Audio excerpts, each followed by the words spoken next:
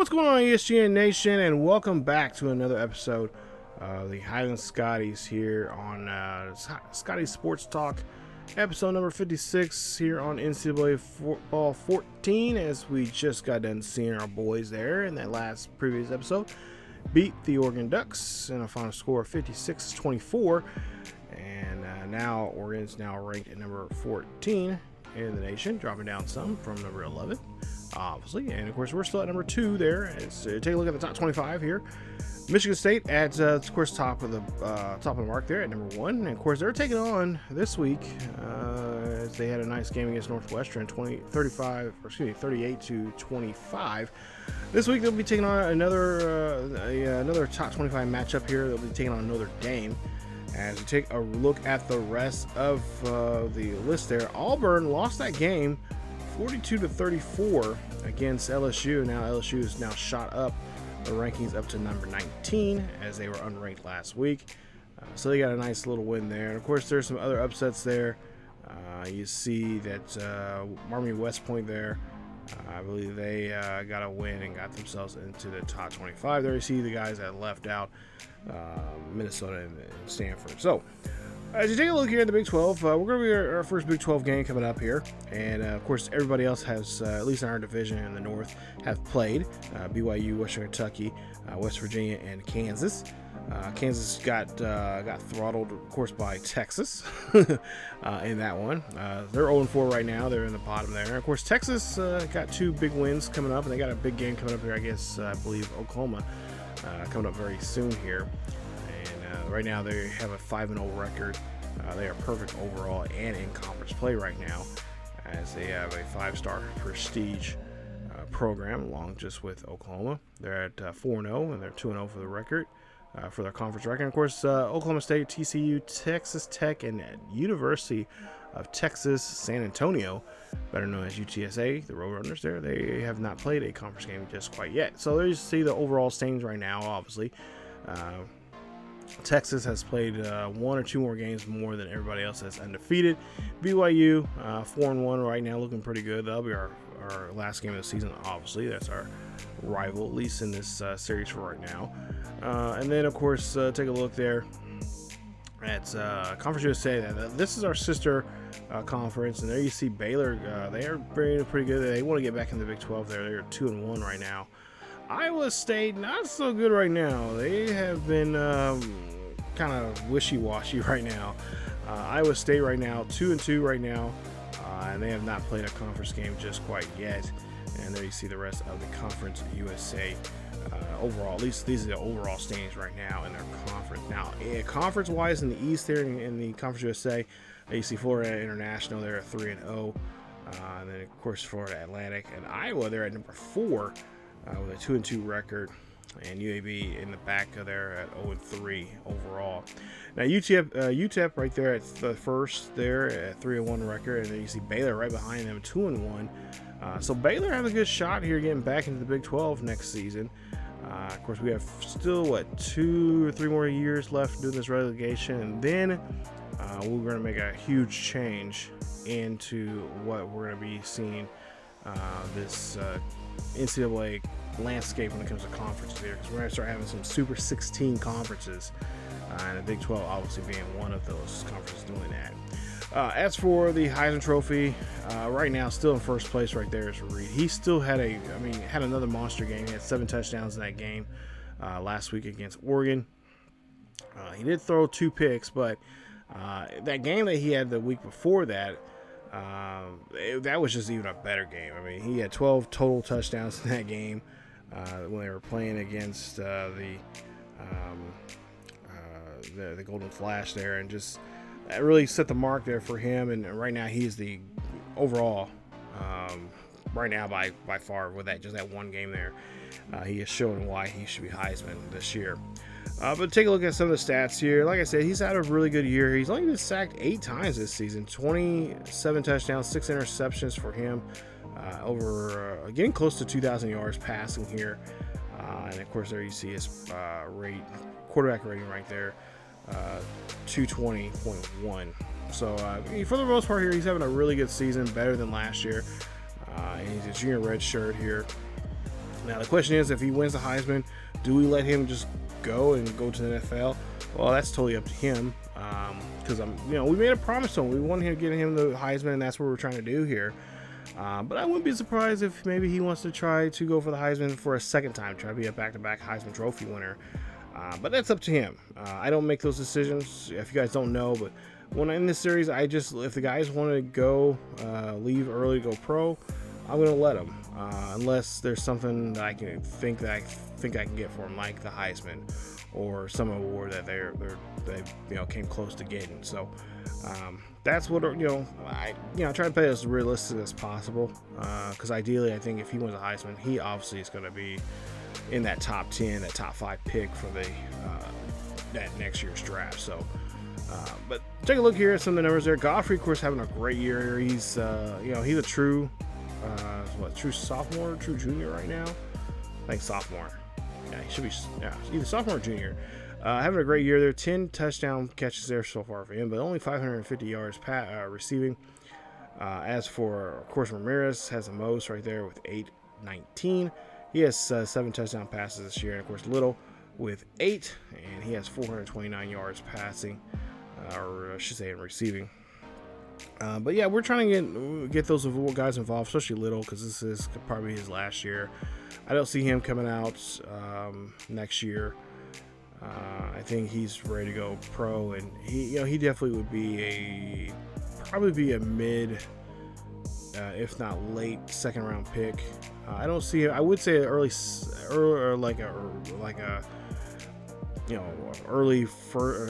round, maybe a late first round pick, but we just haven't thrown to him that much, and he doesn't have that much on his resume to kind of prove that. So it's gonna be sad to see him go, but at the same time, we got some good receivers coming up through the rankings there. So defensively, of course, our defense has been just stellar, and again, just like last year, we're gonna lose a lot of guys next year, and that's just gonna be hurtful. But at the same time, it's gonna put us a challenge. That's what I like to see, and that's what I like to do. And we're gonna be challenging our guys even more so next year, because I am in the plans, or at least talking to Coach Teddy Bonds there, I should say, talking to the AD. So they're gonna be playing some. They're gonna try to play at least 3 top 10 teams next year. They're in talks with some different schools right now, and also doing a home and away series with a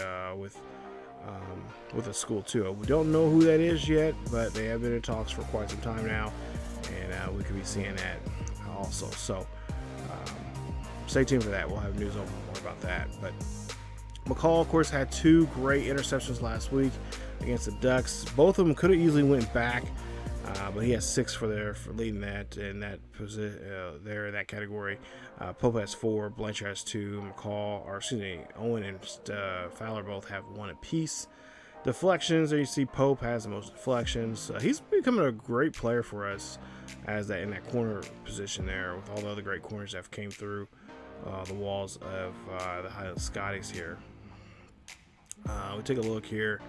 I don't know why we're showing that Air Force stuff, but okay. But there you see the pass deflection there. Pope, like I said, 5 of those. And then, of course, take out forced fumbles. Moore and Miller both have a forced fumble, and of course fumble recoveries. Blanchard and Miller has been a great defensive tackle there up in the middle there, and I'm really tempted to have him play on the corner next season. I want to see what he does there. I'm thinking about testing that here in these next couple of games, especially when we play against Texas, and I think this year we play against Oklahoma. So I'm really tempted to see how he'll do in that. Because he just rips. I mean, he just outpowers the offensive, the approaching offensive lineman that he's facing up against. He just rips right through there. So I want to see what he can do on the edge there, and maybe he become a good edge rusher for us. Maybe we can change that and have him there. And of course, I would like to rotate one of the younger defensive tackles that we have behind him to kind of help us out in that. And that's at this point in the season, I kind of like start rotating guys and put them, rotating guys and do some subs when it comes to subbing guys in and out, and just because I want, if you guys don't know, but I want some realism when it comes to the players, coming on the field and coming off the field. So, there's a change, and it kind of puts me in a situation like, okay, what do I do now if this guy's out of here? Who do we put there? So it freshens the guys up and also gives a chance to just see some other stars that we can make. Because another thing I'm trying to do is if we're like that game last week there against the Ducks, we should have brought in some second string guys, but the Ducks, and of course the logic of this game, they kept doing the huddle and they just kept coming at us, and which I was fine with. I was glad the game was playing, was testing me and trying to push me, and it stayed with it, trying to keep up with us. But yeah, the no huddle business was ridiculous, and then I just kept getting frustrated. I'm like, I just want to just destroy them, and which we did, but I should have brought in our second string there. So I got to start remembering, like, we need to start bringing in second string guys to help us out and just get that play experience there for them, so they can get used to be on the field. Now we take a look here at, of course, we were looking at what we were looking for this season. Now we're taking a look at our recruiting board here, and of course, Cedric Williams, not the top guy we're looking for right now. Obviously, we have him up there because this is overall, but it looks like we could have him clinched here at any moment now, as he's the best punter right now in NCAA. He's a 3-star guy from Conway, South Carolina, and we're hoping to lock him in here very soon. The guy right below him, Atlas Larkin, one of your guys, one of the subscribers here, his player. I forgot who this player that is, but nonetheless, he is 81 overall fullback there. I think we're getting close to getting him signed also too. We put 500 points on him, and I think he has he's supposed to be showing up here pretty soon. He's from Overland Park, Kansas, 6 foot, 230 pounds there. He's great. He's known for his blocking, but he also has pretty good hands. He can run the ball very well, obviously, as a fullback, but he can also block, and he can also catch. So he's pretty talented, kind of a utility guy there that we can definitely would like to have in our backfield there coming up next season. And then you see Daryl Alexander. He's first on his list there, so we're happy to see that. He's an 80-yard athlete. I don't know exactly where he's going to be fitting at. I want to say he could be on either side of the ball, really, if you guys remember, if I can remember correctly from my notes.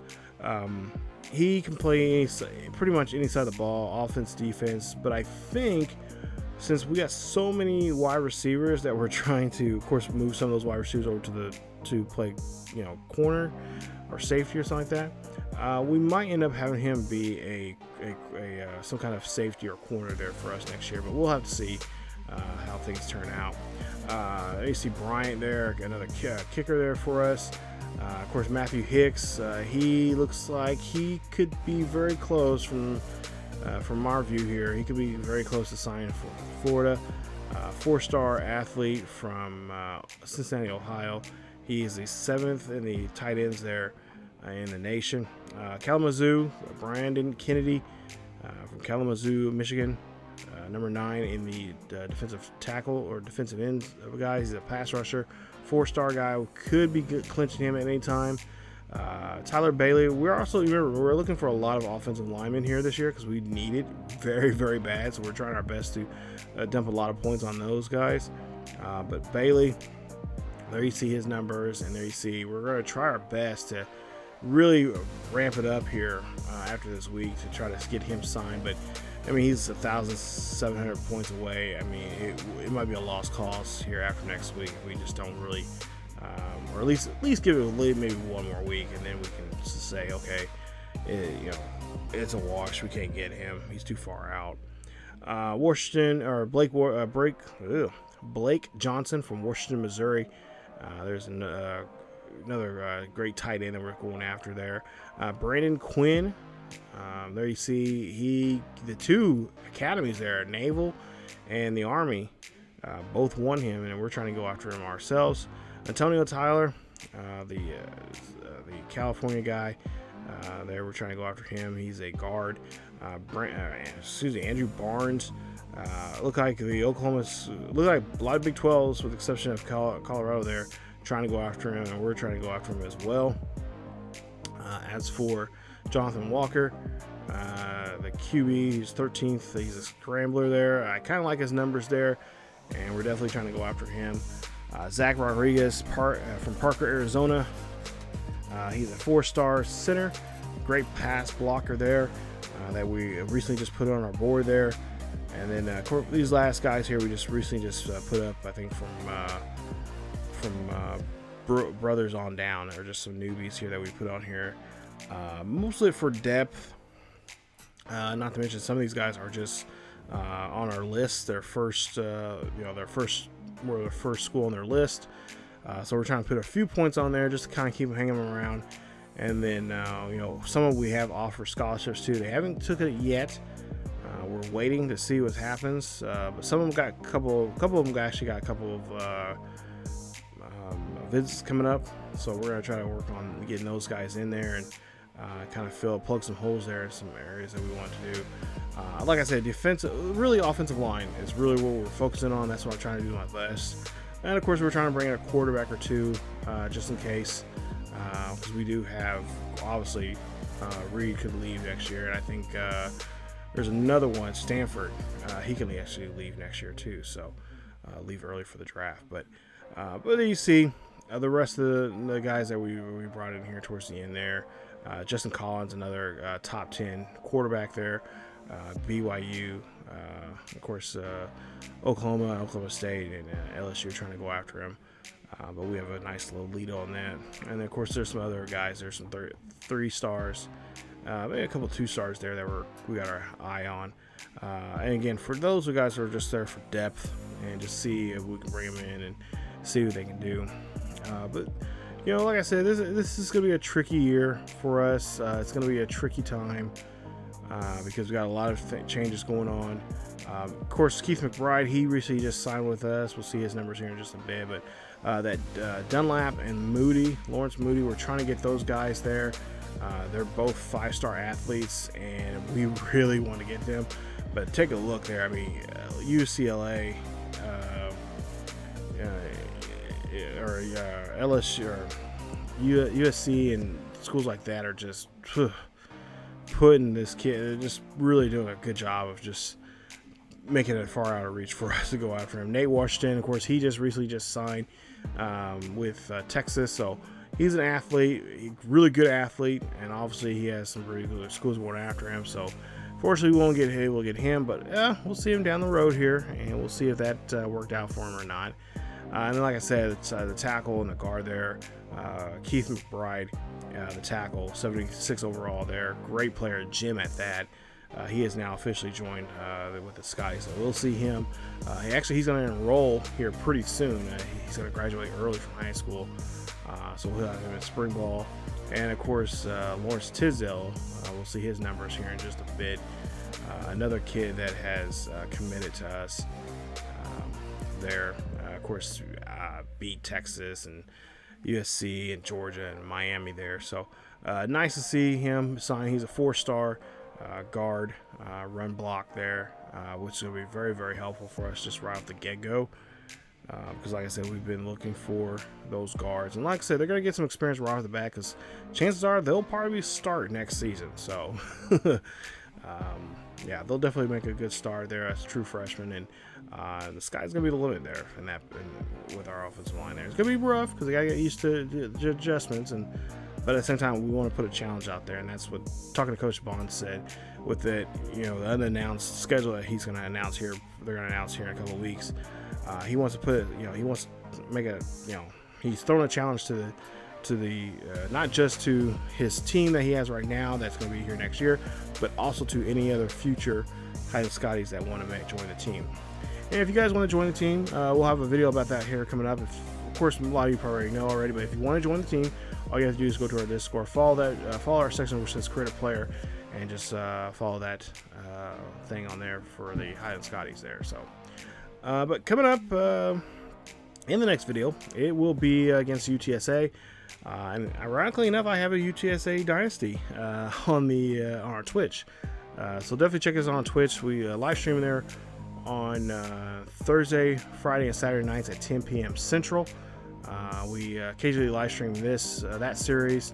along with some what do you call excuse me, with some Manchester United, and also too we'll eventually get back into some. We'll actually start streaming some more baseball here. We were streaming the Boston Red Sox franchise, but we'll stream some baseball here once MLB 22 comes out. So, but yeah, we have UTSA. This is their first year in the Big 12. They're 0-4 right now. There you see they lost to Arizona State, Baylor, Texas State, and the Zips. And now, of course, they're getting ready to play BYU, so it could be 5 games they've lost straight before we see them here. They play this week during our bye week here against BYU. But there you see Jimmy Wood, their center there. He's the best player on the team, 94 overall. Of course, Chris Singletary there, 93 overall. He has great speed, 99 speed, so he's definitely going to be a player that's going to challenge us going down the field. He'll probably be, if anything, he'll be matched up with Godfrey. This may not be Godfrey's type, maybe Godfrey's game, which is fine because we've been trying to get Jeremy Little involved a lot more.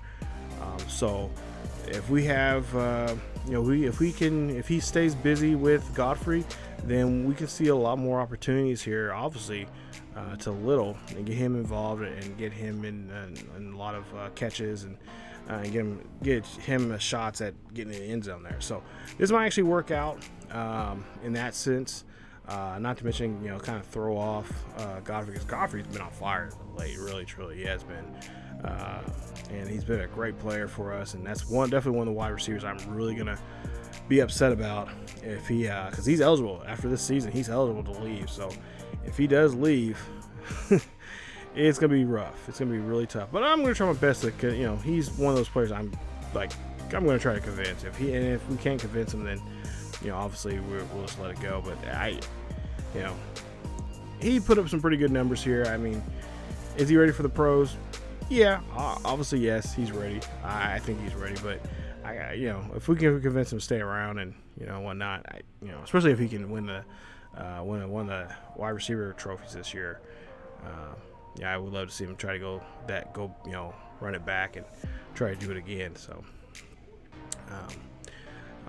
but I think at the same time too, I think he probably wouldn't stay if what's name wasn't staying, if Reed wasn't staying. So that also could affect a lot of things too. So Richard Butler is the redshirt senior, 6'1", 217 pounds. There you see his numbers this year so far: 6 touchdowns, 4 interceptions, and of course sacked 9 times there. So of course we're going to try to keep him.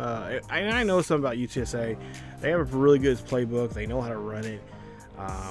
So if anything, if he's a scrambler, which he's not, he's more of a pocket passer there. He has he has good power, and his accuracy is not that bad. It's decent, not that bad. So he's a good pocket quarterback there. We'll definitely have to try to put pressure on him so we can flush him out to run. So I think Jason Miller and the rest of that defensive line is going to really have to ramp up at times. And I'm even thinking about more so maybe getting our linebackers involved. Cause I know a lot of people here watching the series like, hey, you need to throw more blitzes with your linebackers and all that kind of stuff, which I agree. I do. I've been trying to do that a lot here. And I think this might be the game we could do that. We could try to throw some different blitzes at them, and especially on his blind side and all that kind of stuff with our linebackers, with Fuller and Moore and all those guys there. I think it'd be really helpful for us. So, but yeah, that's pretty much what Coach Steady Bond said. Was talking with me during the week about that particular game against UTSA. And like I said, it's the first game. This is the first time these two teams have actually met each other and seen each other before in this series, and we'll see how things go here this first time around. So, if I'm not mistaken, I think and I believe that is a home game, isn't it? Yeah, it's a home game for us. So we'll be back at home there at Kensington Field bright and early. I think it's an early game. I've been told, too, that's coming up in a couple of weeks. I think I can share this. That College Game Day will be in town, and I believe it's going to be for the Texas game, if I'm not mistaken there. So I could be wrong. I'll find out soon, but they are showing up here. I think it is for the Texas game, so stay tuned for that. Like I said, we'll have some more information about the schedule coming up here for next season, and all that good stuff. But so far, I think we got some pretty good recruits. We got 2 good recruits coming in. We got possibly a few more here if we get a nice win here against UTSA coming up. And we got actually some of those guys got visits coming up here very soon too. So, but that's it for this episode of the Scotties Sports Talk. Thank you guys for watching. Stay tuned for more Highland Scotties Dynasty here on the channel. It's been a lot of fun playing this series, and I'm glad I'm bringing it back full time now here again. But we'll get back into motion here again as we take on UTSA in week number 7 coming up here in a few days or so. So again, thank you guys so much for watching. As always, keep each other healthy, and follow us on Facebook, Twitter, and Discord. Links are down below in the description. Like I said, check us out on Twitter or Twitch, on Thursday, Friday, and Saturday nights at 10 p.m. and of course at 1 p.m. Central Time. There, so you guys can follow us there and check us out on those live streams. There, it's always fun, have a lot of fun and exciting times there, and a great group of people that loves to come out and hang out and just have some fun. So, but that's it. As always, go Scotty Nation, and I'll see you guys next time.